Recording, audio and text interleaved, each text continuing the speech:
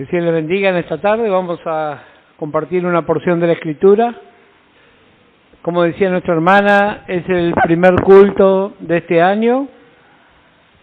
Y como todos sabemos, nuestro Dios estableció los tiempos, minutos, horas, días, semanas, meses, años y así. Y cada uno de estas porciones de tiempo, sabemos, nos hablan de experiencia, de oportunidades, y todos somos beneficiados. Todo lo que los seres vivos tenemos a disposición tiempo. Lo importante es si utilizamos sabiamente ese tiempo. La inmensa mayoría de la humanidad no sabe en qué usar su tiempo. Y lo triste cuando a veces los hijos de Dios tampoco saben qué usar su tiempo. Y es tan breve nuestra vida que nuestra parte es prepararnos para la eternidad. Y mientras eso ocurre, nos preparamos también para ser útiles a nuestro Dios ahora, en este tiempo.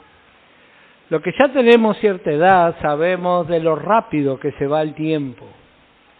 Así que, qué mejor que aprovechar este año que comienza, que sea un año realmente fructífero. Y que cada uno tengamos metas, propósitos que alcanzar.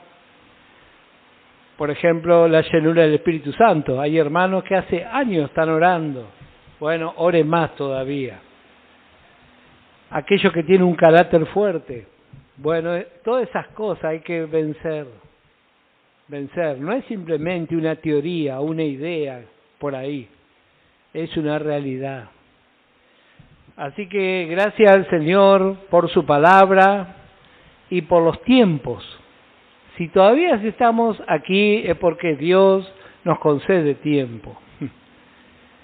Así que gracias al Señor. Yo a veces cuando cantamos una alabanza que habla sobre la eternidad, sobre las guerras, a veces cantamos nomás, pero no tomamos dimensión de lo que estamos cantando. Hay una porción que quiero leer primeramente, 2 Corintios, capítulo 5. Y dice así la palabra de Dios, leemos en el nombre del Señor Jesucristo. 2 Corintios, capítulo 5, versículo 16. De manera que nosotros de aquí en adelante a nadie conocemos según la carne. Y aun si a Cristo conocimos según la carne, ya no lo conocemos así. De modo que si alguno está en Cristo, nueva criatura es. Las cosas viejas pasaron, he aquí todas son hechas nuevas. Y todo esto proviene de Dios, quien nos reconcilió consigo mismo por Cristo, y nos dio el ministerio de la reconciliación. Que Dios estaba en Cristo reconciliando consigo al mundo, no tomándoles en cuenta a los hombres sus pecados, y nos encargó a nosotros la palabra de la reconciliación. Así que somos embajadores en nombre de Cristo, como si Dios rogase por medio de nosotros. Os rogamos en el nombre de Cristo, reconciliados con Dios. Dos cosas encontramos aquí muy interesantes, simplemente como una introducción al tema que vamos a ver hoy. Pablo le escribió a los corintios. Siempre que hablamos de los corintios no nos causa mucho interés, porque nosotros pensamos que ya no estamos ahí en los corintios, porque los corintios habla de creyente niño. ¿Y qué hacían estos niños? Bueno, dice aquí, se reconocían, el versículo 16, según la carne. Y eso es una de las manifestaciones de un creyente niño. Reconocer la carne y no reconocer a Cristo. Bueno, mire si tenemos ya para aprender muchas cosas ahí. Siempre la primera impresión miramos cosas naturales, pero gracias al Señor que creo que nadie se quiere identificar con los corintios. Pero estos hermanos hacían así, y Pablo dice, de manera que nosotros de aquí en adelante a nadie conocemos según la carne. Si meditamos por un momento cuántas cosas vemos de la carne ajena, pensamos en una hermana, un hermano, y enseguida viene a nuestra mente el fracaso de esa hermana o el hermano. Bueno, eso nos demuestra cuán corintios somos todavía. Pero gracias al Señor, que la Biblia es un espejo donde nos vemos y somos confrontados. Así que eso es un buen sentir para empezar el año. No reconocernos según la carne.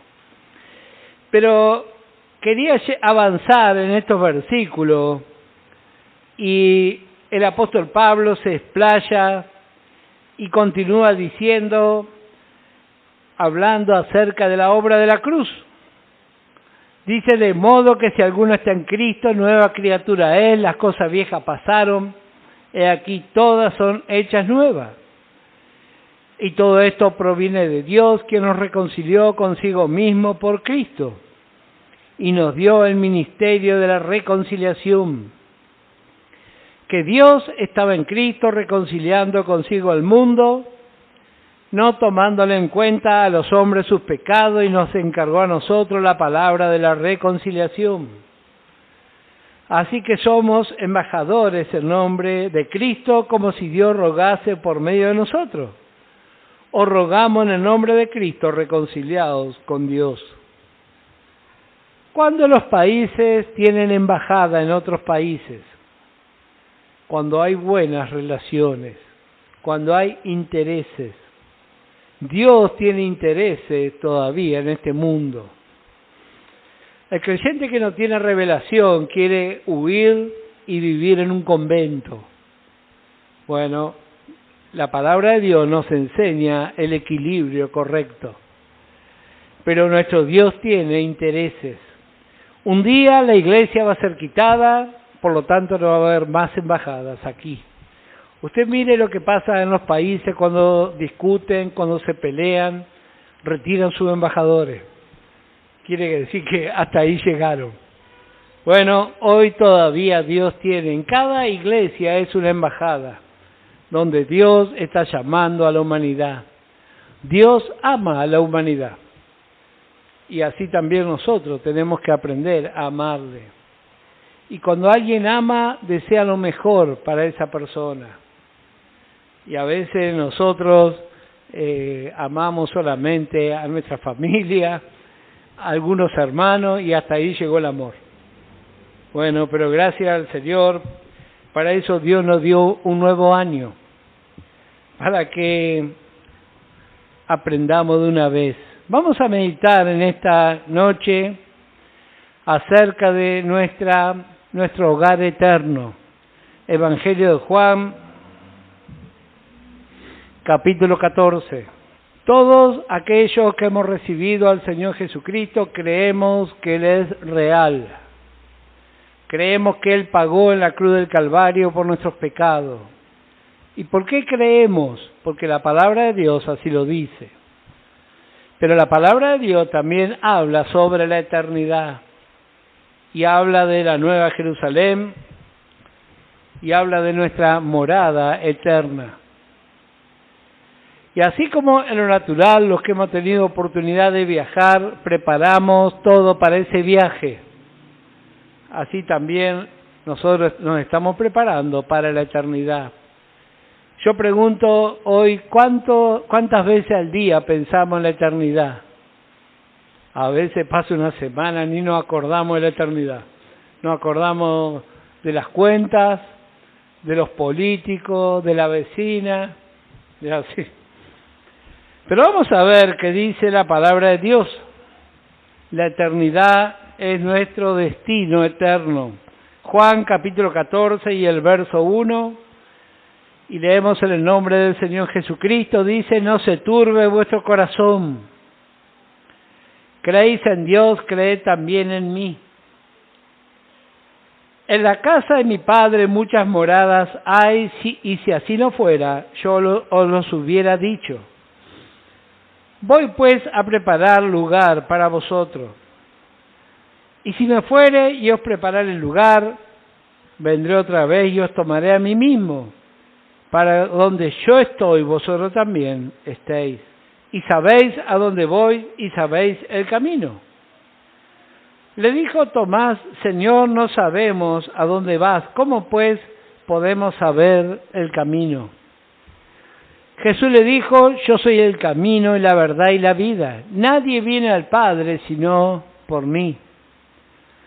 Si me conociese, también a mi Padre conoceríais. Y desde ahora le conocéis y le habéis visto.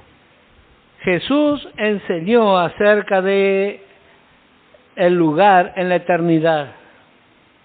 El apóstol Pablo también enseñó sobre la eternidad.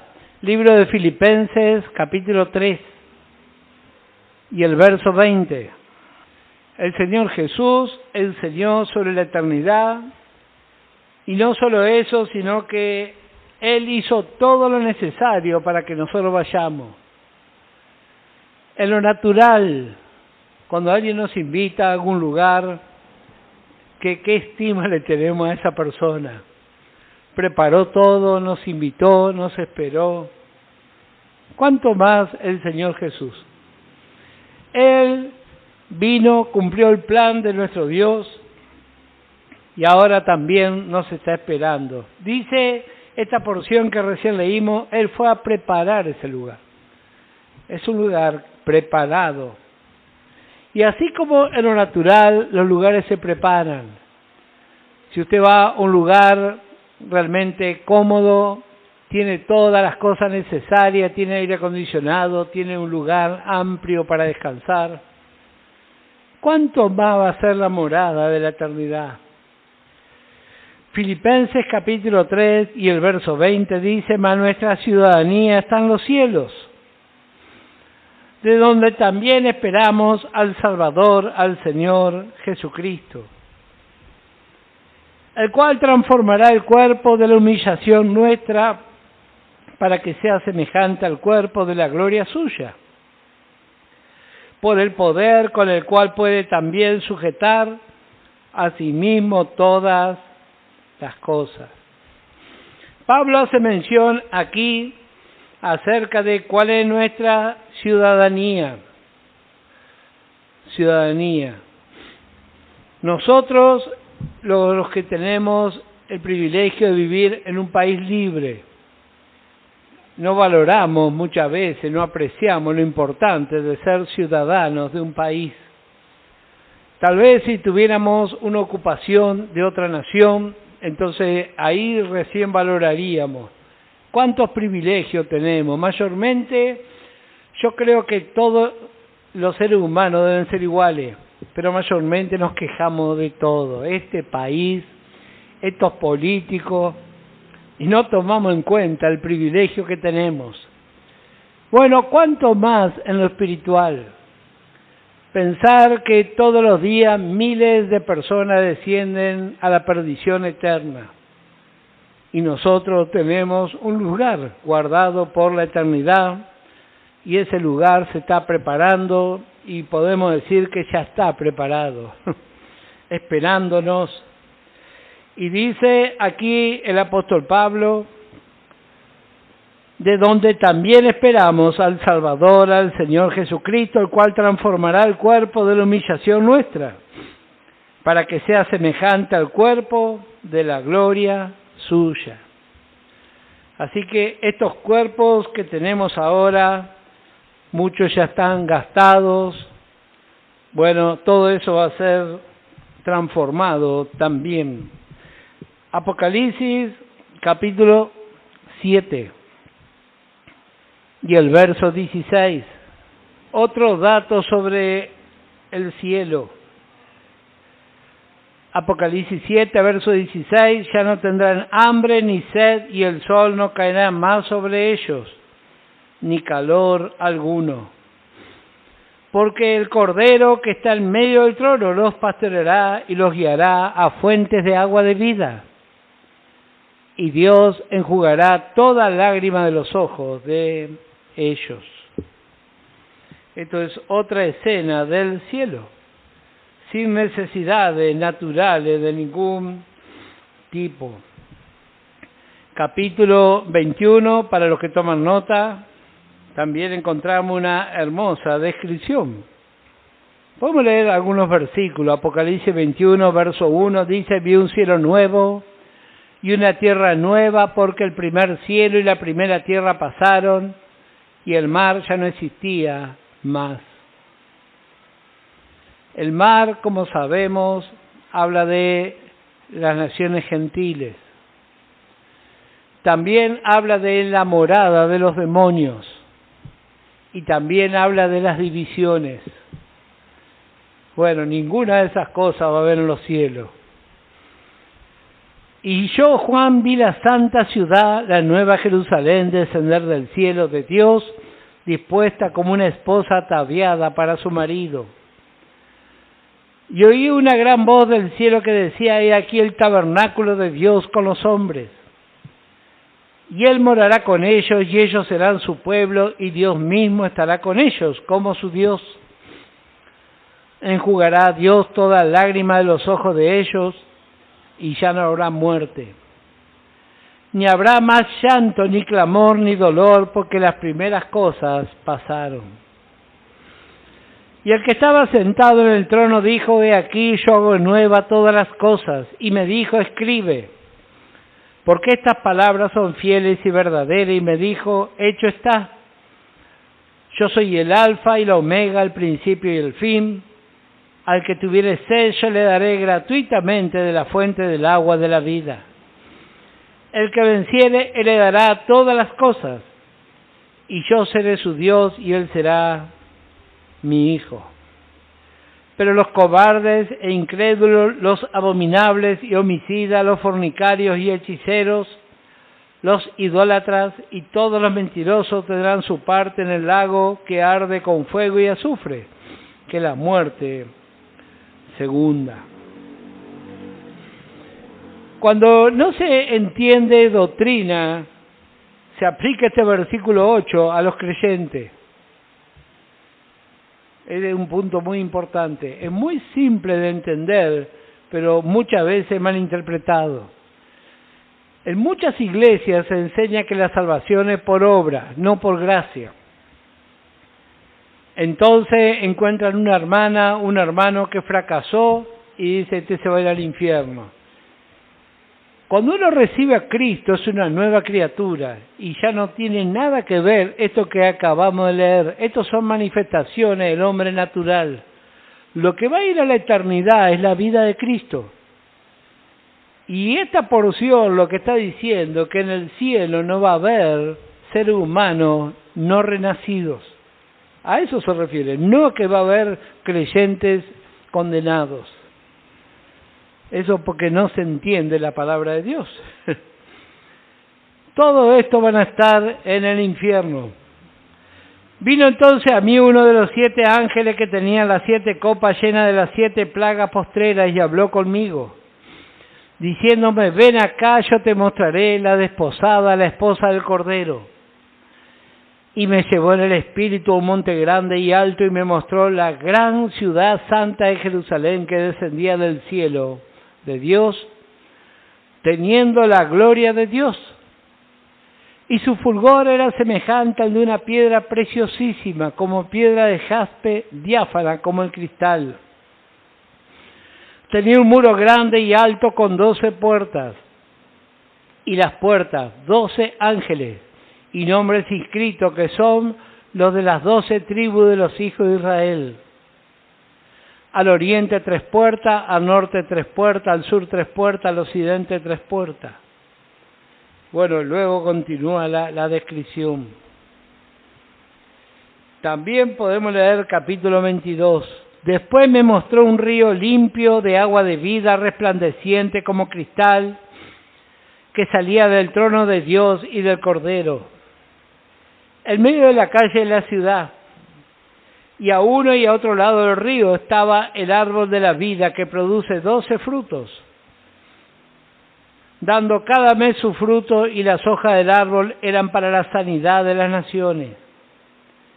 Y no habrá más maldición, y el trono de Dios y del Cordero estará en ella, y sus siervos le servirán. No va a haber maldición, no va a haber hospitales, no va a haber cementerio, no va a haber clínica, no va a haber farmacia. Nada de eso va a haber en la eternidad. Y verán su rostro y su nombre estará en sus frentes.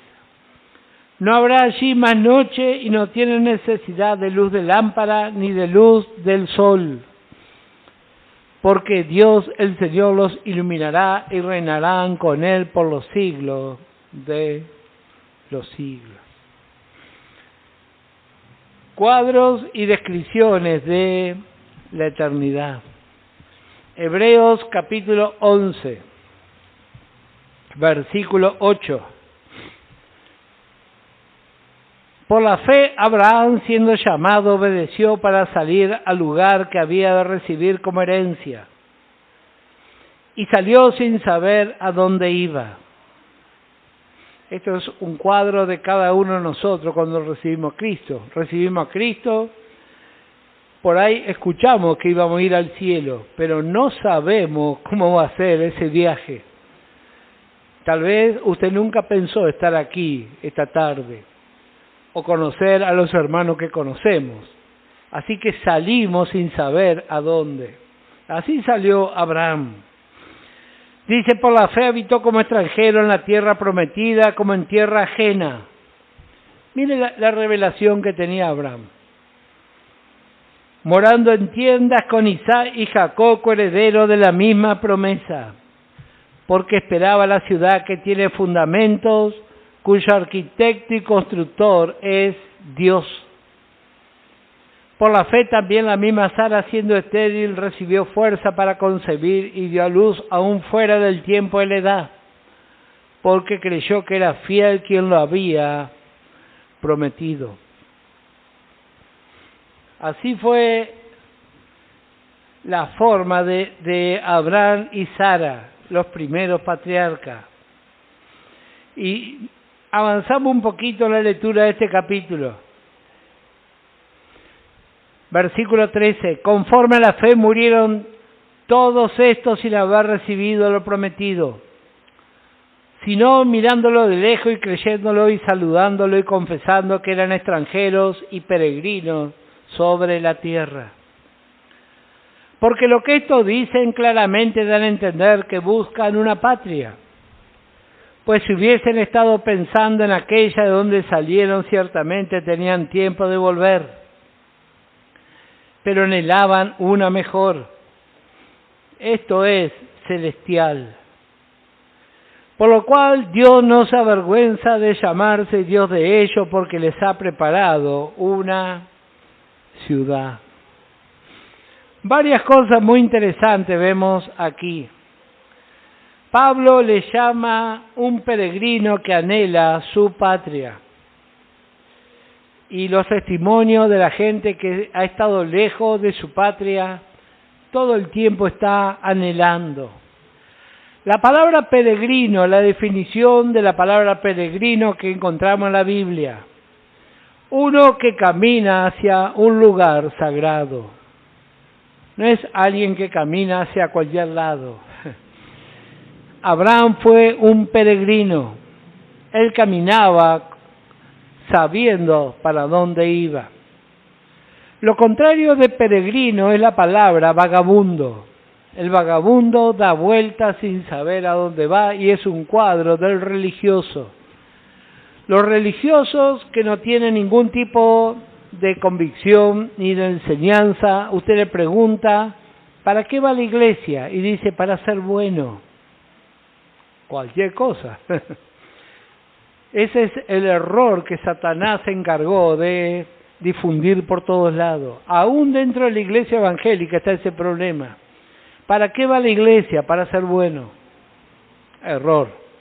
Primero vamos para ser salvos y luego para crecer espiritualmente. Esa es la respuesta. Es más, si tiene alguna duda, el Señor Jesús dijo, no hay bueno ni siquiera uno. así que ya me quedé tranquilo. No hay bueno, el único bueno es Dios, pero vamos para ser salvos. Así que aquí encontramos una de las manifestaciones, peregrino. ¿Y qué más dice el apóstol Pablo en esta porción? Dice que espera la ciudad. Capítulo 11, versículo 10, porque esperaba la ciudad que tiene fundamento, cuyo arquitecto y constructor es Dios. Un arquitecto, una persona preparada que proyecta, diseña y dirige una obra. Eso es una definición. Y el constructor es una persona idónea para ejecutar una obra diseñada. ¿Qué significa esto? Que en el plan de Dios no entra el hombre. Él no va a contratar a ninguno de nosotros, no va a contratar a los eruditos, a los grandes religiosos, nadie. En el plan de Dios, Dios se encarga de todo. Entonces podemos estar tranquilos que ese plan se va a cumplir. Porque mire, si el plan dependiera de usted, de mí o de algún otro, usted ya sabe lo que hace el ser humano. Pero todo el plan está diseñado por Dios. Entonces podemos estar agradecidos al Señor. Yo hablaba estos días con una hermana y la hermana decía, aprendí, como dice Pablo, a contentarme en cualquiera sea mi situación porque el plan lo diseñó Dios. No va a fallar. Y dije, tiene razón, no va a fallar. Dios preparó todas las cosas ahora y también en la eternidad. Así que ese lugar va a estar muy bueno, no tenga duda. Porque esta ciudad que tiene fundamento, el fundamento es Cristo, cuyo arquitecto y constructor es Dios. Así que anhelamos sinceramente ir a ese lugar. En Colosenses capítulo 3, creo que todos conocemos, vamos a leerlo. Colosenses capítulo 3 y el versículo 1. Si pues habéis resucitado con Cristo, buscad las cosas de arriba, donde está Cristo sentado a la diestra de Dios, poned la mira en las cosas de arriba, no en las de la tierra. Porque habéis muerto y vuestra vida está escondida con Cristo en Dios. Cuando Cristo vuestra vida se manifieste, entonces vosotros también seréis manifestados con Él en gloria. Este es nuestro tiempo. 2 Corintios 5, verso 9, para los que toman nota, Pablo dice, procuramos mientras estamos aquí serle agradable. Ser agradable. ¿Cuánto tiempo hace que comenzó esta historia? ¿Se acuerda cuando vimos en Apocalipsis, nuestro hermano habló de las dispensaciones? Nosotros, los hijos de Dios y el ser humano, no existimos por una mera casualidad, eso ya sabemos. Dios tiene un propósito, tiene un plan, y hay una buena noticia, que usted y yo vamos a ser partícipes de este plan, como ya lo estamos siendo. Pero vamos a ver mucho más aún. Apocalipsis capítulo 4. En el capítulo 2 y el capítulo 3 vemos la descripción de las distintas iglesias. Y nos llama la atención la descripción de la última. Apocalipsis capítulo 3 y el versículo 20, ¿cómo finaliza la iglesia? Dejando afuera al Señor Jesús. Parece grotesco, suena muy desagradable, pero este es un cuadro de la cristiandad en este tiempo, a nivel congregacional y a nivel personal. Hay muchos creyentes que al Señor lo dejan afuera. Mire lo que dice aquí, versículo 20 de Apocalipsis, capítulo 3, he aquí yo estoy a la puerta y llamo. ¿Por qué el Señor está llamando? Porque lo dejaron afuera. Muchos utilizan este pasaje para evangelizar, pero esto no está hablando de impíos, está hablando de creyentes que dejaron afuera al Señor. Así finaliza la última de las iglesias, las 7 iglesias de Asia. Finaliza ahí. He aquí yo estoy a la puerta y llamo, si alguno oye mi voz y abre la puerta, entraré a él y cenaré con él y él conmigo. Al que venciere le daré que se siente conmigo en mi trono. Yo digo, qué impresionante lo que es la gracia de Dios. Aún para el peor de los fracasados hay esperanza mientras está vivo. No estoy diciendo que va a perder su salvación, pero todavía tiene oportunidad de ser un vencedor. Y dice, el que tiene oído, oiga lo que el Espíritu dice a las iglesias. Pero note cómo empieza el capítulo 4. Después de esto miré. Y aquí una puerta abierta en el cielo, y la primera voz que oí, como de trompeta hablando conmigo, dijo, sube acá y yo te mostraré las cosas que sucederán después de estas. Y al instante yo estaba en el Espíritu, y aquí un trono establecido en el cielo, y en el trono uno sentado, y el aspecto del que estaba sentado era semejante a piedra de jaspe y de cornalina, y había alrededor del trono un arco iris semejante en aspecto a la esmeralda. Y alrededor del trono había 24 tronos, y vi sentados en los tronos a 24 ancianos vestidos de ropas blancas, con coronas de oro en su cabeza, y del trono salían relámpagos y truenos, y voces. Delante del trono ardían 7 lámparas de fuego, los cuales son los 7 Espíritus de Dios. Y delante del trono había como un mar de vidrio semejante al cristal. Y junto al trono y alrededor del trono 4 seres vivientes llenos de ojos delante y detrás. Versículo 9. Y siempre que aquellos seres vivientes dan gloria y honra y acción de gracia al que está sentado en el trono, al que vive por los siglos de los siglos, los 24 ancianos se postran delante del que está sentado en el trono y adoran al que vive por los siglos de los siglos, y echan su corona delante del trono diciendo, Señor, digno eres de recibir la gloria y la honra y el poder, porque tú creaste todas las cosas y por tu voluntad existen y fueron creadas. Y vi, ¿sabe por qué dice y vi? Porque el capítulo 4 y el capítulo 5 eran uno solo, pero a los efectos de poder estudiar se los separó. Pero el relato continúa. Y vi en la mano derecha del que estaba sentado en el trono un libro escrito por dentro y por fuera, sellado con 7 sellos. Y vi un ángel fuerte que pregonaba a gran voz, ¿quién es digno de abrir el libro y desatar sus sellos? Y ninguno, ni en el cielo, ni en la tierra, ni debajo de la tierra, podía abrir el libro ni aún mirarlo. Y lloraba yo mucho porque no se había hallado a ninguno digno de abrir el libro, ni de leerlo, ni de mirarlo. Y uno de los ancianos me dijo, no llores. He aquí el león de la tribu de Judá. La raíz de David ha vencido para abrir el libro y desatar sus 7 sellos. Y miré y vi que en medio del trono y de los 4 seres vivientes y en medio de los ancianos estaba en pie un cordero como inmolado, que tenía 7 cuernos y 7 ojos, los cuales son los 7 Espíritus de Dios enviados por toda la tierra. Y vino y tomó el libro de la mano derecha del que estaba sentado en el trono. Y cuando hubo tomado el libro, los 4 seres vivientes y los 24 ancianos se postraron delante del cordero. Todos tenían arpas y copa de oro llena de incienso, que son las oraciones de los santos, y cantaban un nuevo cántico, diciendo, digno eres de tomar el libro y de abrir sus sellos, porque tú fuiste inmolado y con tu sangre nos has redimido para Dios de todo linaje y lengua y pueblo y nación, y nos has hecho para nuestro Dios reyes y sacerdotes, y reinaremos sobre la tierra.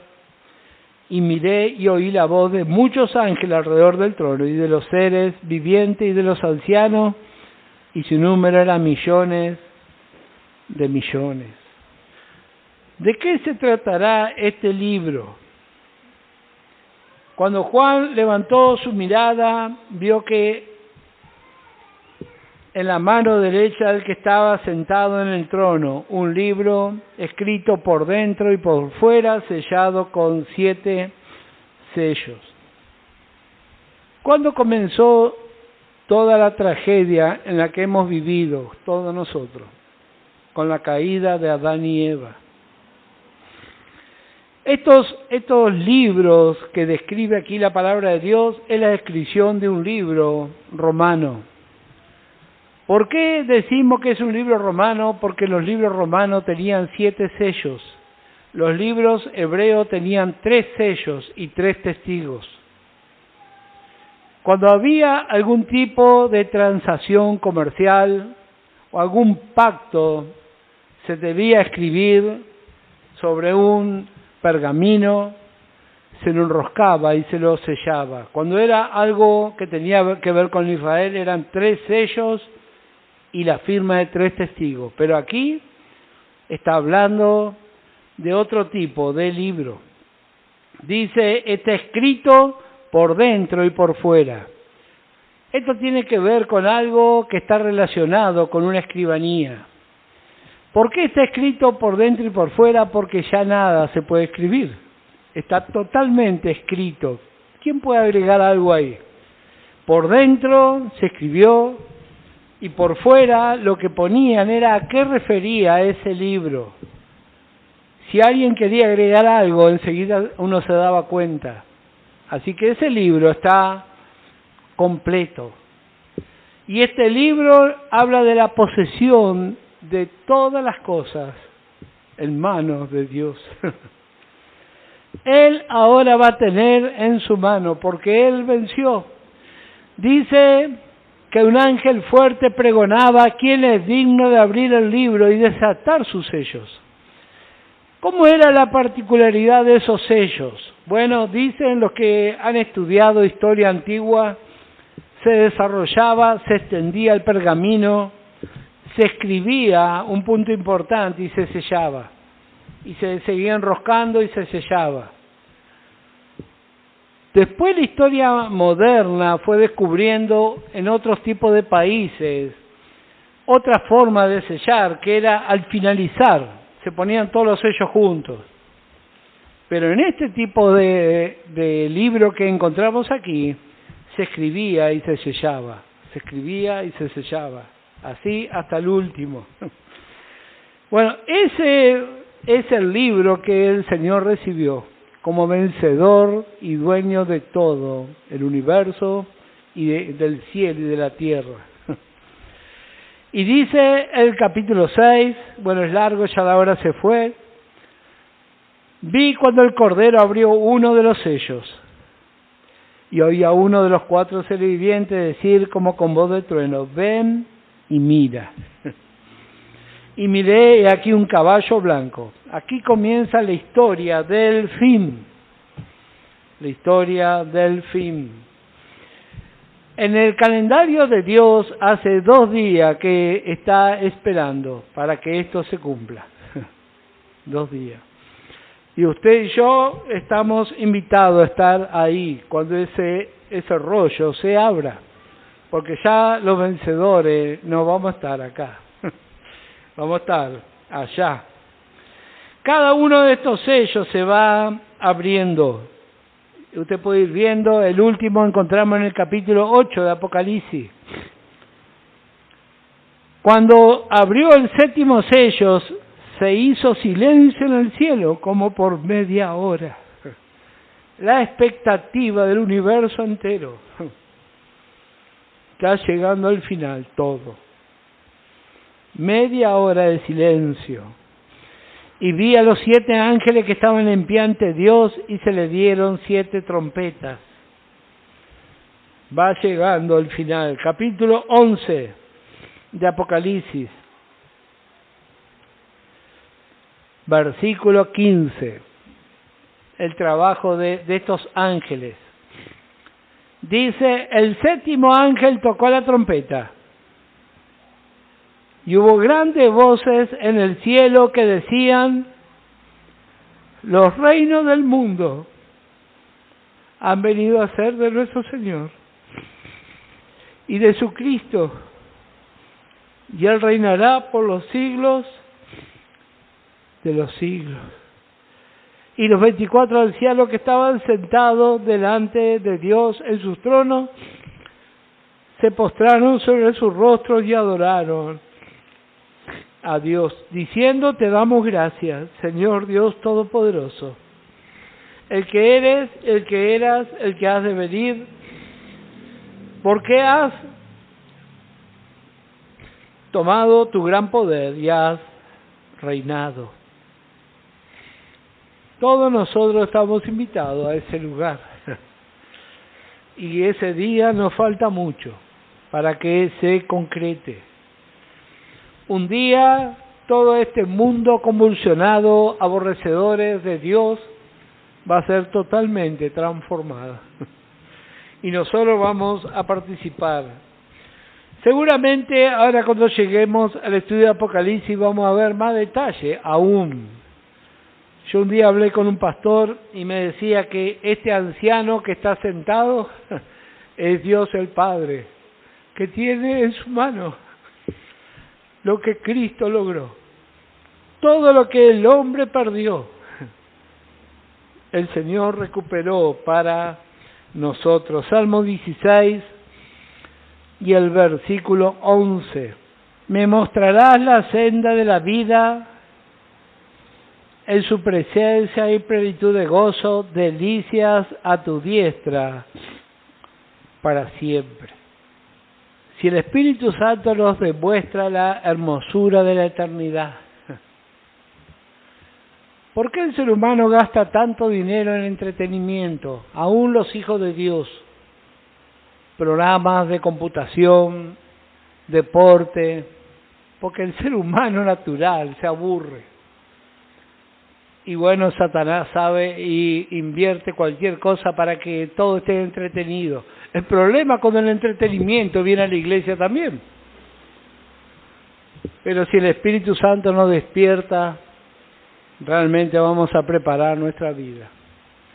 Y vamos a prepararnos como adoradores también. Allí en el cielo no hay casinos, no hay nada de lo que el hombre natural usa porque no es necesario. Va a ser tan grande el Dios que nos diseñó, que nos puso la posibilidad de degustar, de vibrar con emociones. ¿Cómo va a ser cuando estemos allí con Él? Para eso nos estamos preparando hoy. 1 Corintios capítulo 15, verso 51. Cuando alguien no tiene revelación, piensa que el cielo va a ser aburrido, pero dice la palabra, 1 Corintios 15, 51, he aquí os digo un misterio, no todos dormiremos, pero todos seremos transformados. En un momento, en un abrir y cerrar de ojos, la final trompeta, porque se tocará la trompeta y los muertos serán resucitados incorruptibles y nosotros seremos transformados. Esa transformación implica dejar ese cuerpo y también que nuestro viejo hombre no va a ir en ese viaje. En Filipenses capítulo 3, versos 20 y 21, otra vez Pablo utiliza esta palabra, transformación. Transformación. Nosotros hoy ya estamos siendo transformados. Cuando recién nos convertimos, hablar del cielo nos daba temor. Y tal vez antes de conocer el Evangelio pensamos que iba a ser un lugar tan aburrido. Pero ese va a ser un lugar de privilegio. Usted y yo estamos invitados a estar en la primera fila. Así que ojalá que este año que está comenzando, realmente aprovechemos. Y un día nosotros también vamos a ver cómo lo vio Juan, pero en primera fila. Cuando este anciano va a entregar ese rollo, que está, dice, y vi en la mano derecha del que estaba sentado en el trono un libro escrito, por dentro y por fuera, sellado con 7 sellos. Y vi a un ángel fuerte que pregonaba a gran voz: ¿quién es digno de abrir el libro y desatar su sello? Y ninguno, ni en el cielo, ni en la tierra, ni debajo de la tierra, podía abrir el libro, ni aún mirarlo. Y lloraba yo mucho, porque no se había hallado a ninguno digno de abrir el libro, ni de leerlo, ni de mirarlo. Y uno de los ancianos me dijo: no llores, he aquí el león de la tribu de Judá, la raíz de David, ha vencido para abrir el libro y desatar sus 7 sellos. Y miré y vi que en medio del trono y de los 4 seres vivientes y en medio de los ancianos estaba en pie un cordero como inmolado, que tenía 7 cuernos y 7 ojos, los cuales son los 7 espíritus de Dios enviados por toda la tierra. Y vino y tomó el libro de la mano derecha del que estaba sentado en el trono. Nosotros lo vamos a ver, no tenga ninguna duda. Hoy nos estamos preparando para ese día. Que Dios le bendiga ricamente.